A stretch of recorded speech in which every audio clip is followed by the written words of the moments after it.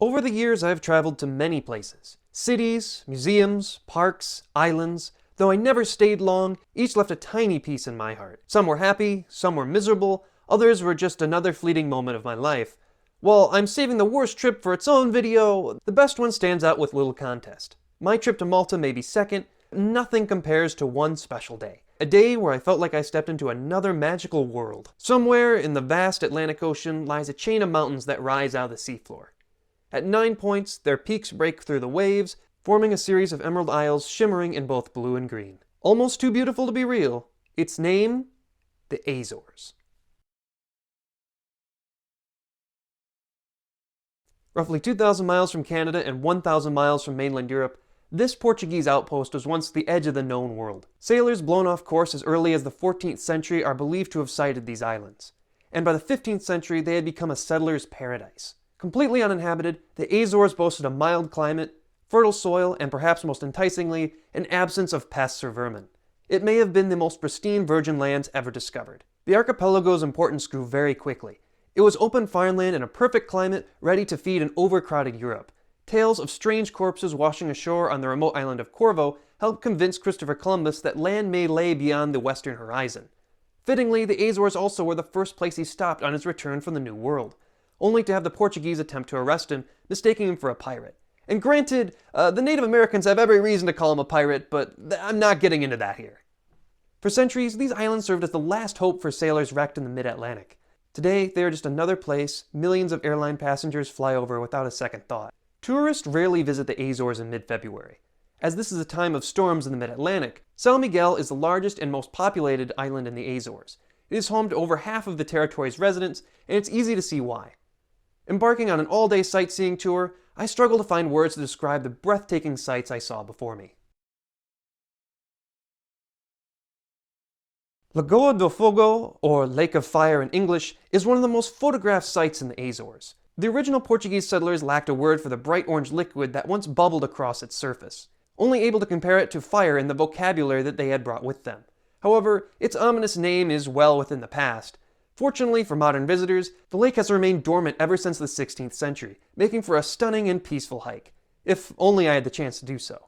Of course, Lagoa do Fogo is just one of the many calderas on the island. In fact, every hill in sight is the result of volcanic activity. The Azores exist where the North American, African, and Eurasian plates meet, and molten rock seeps through these hot spots and form the archipelago we see today. Lava flows were once common here. While the most recent eruption occurred in 1952 on the island of Faial, the scars of past eruptions have taken centuries to heal. At the Moistros lava flow, the coastline remains black and barren, with wind and waves ensuring that life has never returned here. Yet as the sun set and a salty haze filled the air, the scene could not have been more perfect for a photo.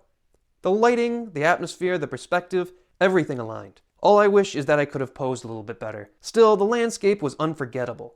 Unlike most places I visited, I actually took a piece of it home. My brother, a geology teacher, received a few volcanic samples in the mail shortly after my trip. In many ways, the Azores are the Hawaii of the mid-Atlantic. They have been formed in the same way, and they also share a very common culture. The king of Hawaii invited Azorean immigrants to his kingdom, and yes, it was actually by invitation. He believed that by modeling his economy on theirs, he could make the kingdom the strongest in all of Polynesia. Their migration led to the adoption of sugarcane and pineapple cultivation, as well as the ukulele and even masaladas, which is now a Hawaiian staple. Today, many Hawaiians have Portuguese last names, a legacy of this great migration. One key difference is that the Azores are much quieter, at least geologically speaking. When I visited Mauna Loa in the year 2012, I walked across its caldera. Today, if you went to the exact same spot, you would find an open lake of fire. Luckily, the Azores offers no such danger, and for everybody's sake, I really hope it stays that way. Now, the most famous caldera on Sao Miguel is Sete Cidades, a UNESCO World Geopark. Its name, meaning 7 cities, references the mythical 7 cities of gold. The landscape is a true wonder. 2 lakes, one blue, one green, bisected by a narrow bridge. According to local legend, these lakes were formed by the tears of 2 lovers who were forbidden from being together. Judging by the difference in size between the 2 lakes, one was clearly more heartbroken than the other though. Sete Cidades is also home to a small village, the only one in the Azores without a cemetery. Why, you may ask? Because floods have historically unearthed these graves and deposited a lot of their contents into the lake. So if you decide to go swimming in it, just consider yourself warned. Overlooking Sete Cidades sits an abandoned hotel, the Hotel Monte Palace. Despite winning an award as Portugal's best hotel, it shut down just 18 months after opening due to the seasonal nature of Azorean tourism. It has remained empty for over 35 years and is now one of the world's most infamous abandoned buildings. Although I don't encourage trespassing, plenty of videos exist on YouTube if you're curious what it looks like inside. The Azores were the second European territory to be colonized after Madeira. Much like how Canadians and Australians developed their own culture away from home, the Azores formed one very distinct from mainland Portugal. The islands are very deeply religious, with churches reflecting a bygone era. Their ceilings are painted, their altars are gilded in gold, and the walls are adorned with fresh flowers and religious figures. Walking into one feels like stepping back in time, and even the sidewalks stand out here as well. While as mainland Portugal features black on white designs, the Azores reverses this pattern. These are made by pounding individual tiles into the dirt until it forms into a pavement.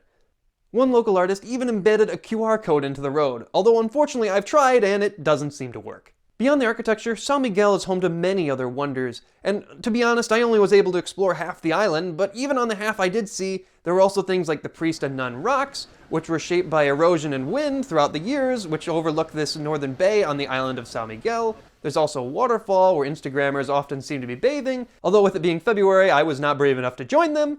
And there's also these terraced green hills on the western end of the island. It is really a scene harkening back to medieval Europe that almost seems like it came straight out of a medieval fairy tale. And also I'd like to say that their airport was one of the most scenic I have ever seen, and I really couldn't have asked for a more beautiful sunset as I departed. Life in the Azores has never been easy, but it has seen its better days.